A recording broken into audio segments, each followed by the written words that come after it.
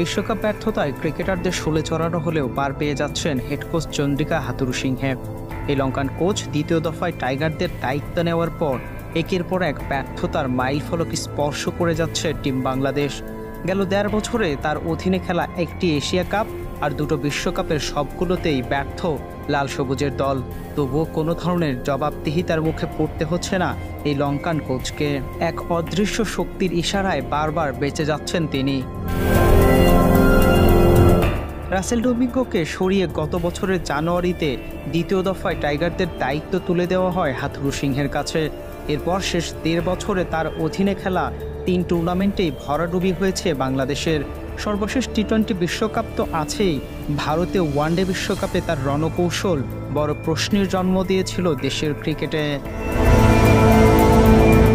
দ্বিতীয় দফায় দায়িত্বে এসে কোচিং স্টাফ নিজের মতো ঢেলে সাজিয়েছেন হাথুরুসিংহে।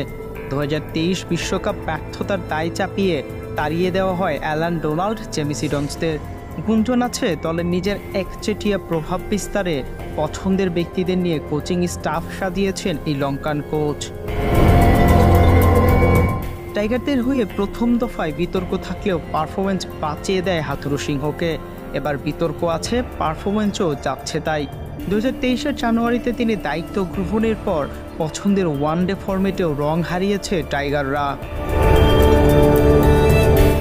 জিম্বাবুয়ে আর শ্রীলঙ্কা বাদে শেষ ১.৫ বছরে ওয়ানডে সিরিজ জেতেনি হাথুরুর দল।